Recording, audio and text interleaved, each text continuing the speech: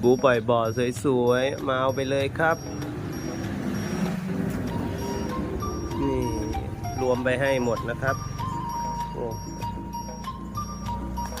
คละกันขาวดำแต่ขาวจะเยอะนะครับ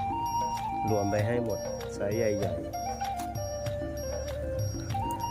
โทรมาสอบถามราคาได้ครับช่วงนี้ปูปล่อยบ่อไม่แพงเลยครับถูกมาก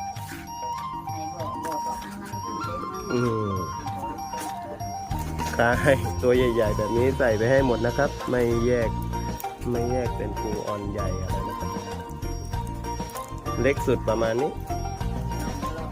แต่ยังใหญ่ไปได้หมดครับนี่ช่วงนี้เท่านั้นนะครับสนใจโทรเลยปูดำเจ๊ตุ้มนครศรีครับ